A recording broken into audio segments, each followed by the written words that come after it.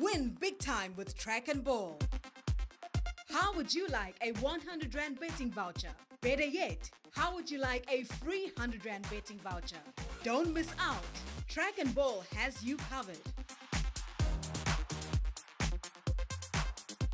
Just WhatsApp the phrase Race Replay to 083 798 4770, 083 798 4770 and claim your voucher today.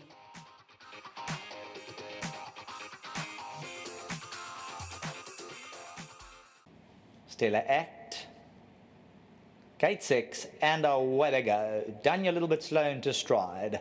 Spring breaks along the inside. Stellar Act's going to try and match strides with her early on. There's a neck in it. On the outside, Wizard of Odds. Then we have Dancing Feather, Flaming Lass towards the inside. Georgina Rose on the outside. Vivid Jets in the green. Then we got Danya, Flashy Katrina, Glory Days. Spring break can't be matched for speed as they come down to the 700, a length and a half. Stellar Act gets to the rail. Wizard of Odds on the outside. Vivid Jet looms large, got 3 lengths to make up. Then Dancing Feather, Flaming Lass towards the inside. Spring break at the top of the lane. Vivid Jet moves up on the outside. Spring break now onto the 350, has 3 lengths to spare. Stellar Act in second. Vivid Jet's looking to warm up. Flashy Katrina, Dancing Feather. Georgina Rose goes to the inside. Glory Days. Spring break has a length to spare. Spring break still in front. Dancing Feather. Georgina Rose is warming up. Spring breaks under pressure the last bit, and Dancing Feather spreads her wings to get up from Georgina Rose. Spring break, and then came Flashy Katrina.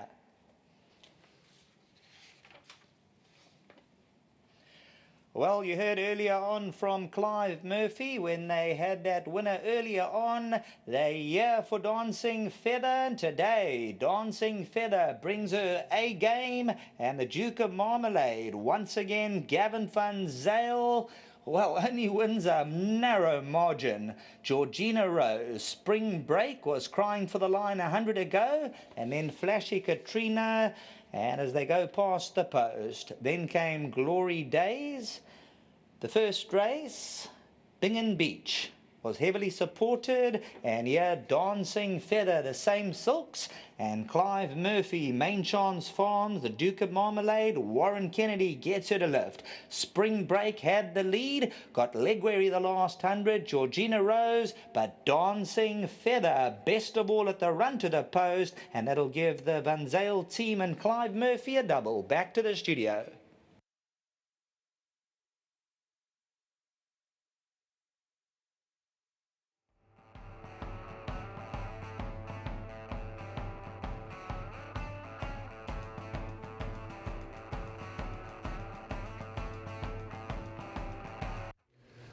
Even if Dancing Feather had got beat, in my opinion, it would have been a good ride. Warren Kennedy, powerful in the saddle, did everything right. But we'll talk to him in a moment, because Nkosnati is the gentleman that looks after Dancing Feather. And your horse looked outstanding today. A second winner for the yard, 1,000 Rand on behalf of Hollywoodbets and on behalf of Gold Circle. Well done. Enjoy the money. Spend it wisely. All the best to you. Thank you very much. Thank you. Much appreciated. Let's get Open Sea in. Well, earlier on you told me, Open Sea, you were very happy.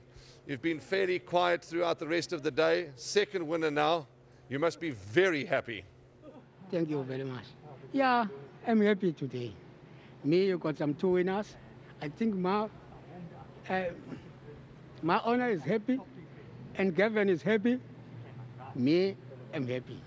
Open Sea, always a pleasure having you at the races. You've been in the racing game longer than most. Well done for your effort and well done for your passion. Thank you. Thank you. Thank you very much. Let's get Warren in. Well, you know what they do say, don't get too excited, don't pass too many compliments. I ignore all that.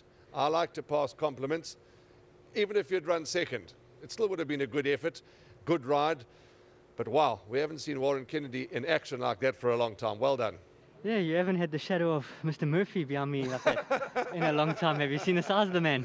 No, I look. thought I was tall. No, look, this filly's actually got a special place. I've said to Mr. Murphy a long time ago, I said she's definitely got to win another one somewhere along the line. It's been a bit disappointing, though, as you She say. has been. Look, she's got her little niggly issues. Yes. It's probably restricted her from the trip she really wants to go.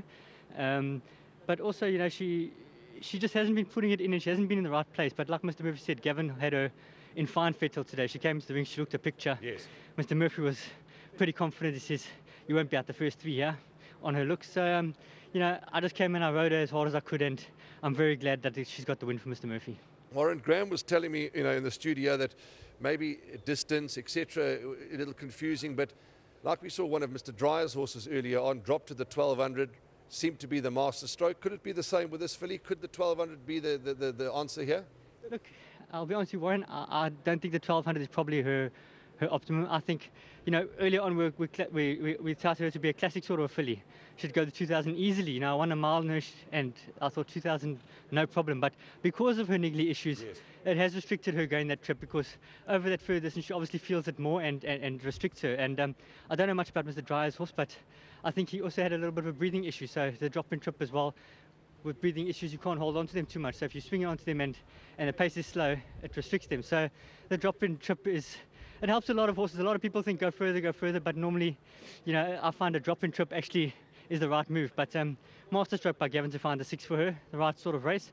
I thought we had a bit of work to do with spring break, running against much stronger, but I'm glad this filly's pulled it out the fire. I mean, she's always promised me a win, and she's delivered today. Well done. You've said it all. 2 winners for you. See Venture in the next. Let's see what happens. Well done. Thank you very much. Cheers, Warren. Spot on. I'm just going to ask our colleague to sort out the microphone for you there, Clive, in a second. And while we get that sorted, well done. So lovely to have the owners back on course, and let's hope during the rest of the year things, we'll be able to get more people on course. But well done to you. A sterling day, a supporter of the game in a big way, owning horses, betting, whatever it is, and it's been a good day. Well done.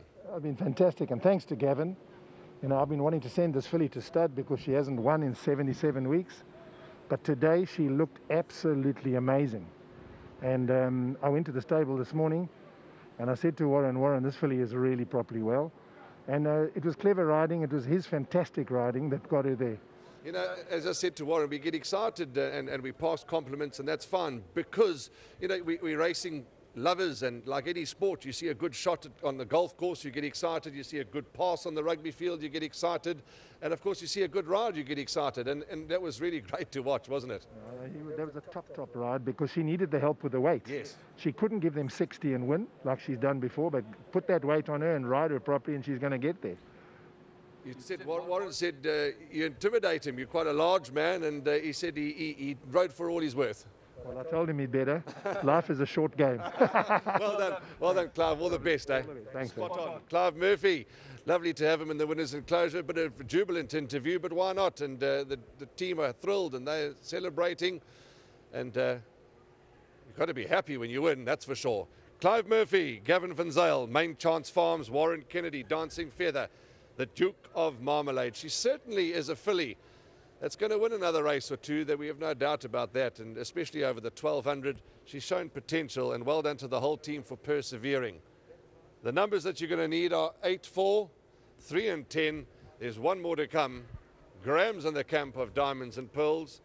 I'm in the camp of Marsan.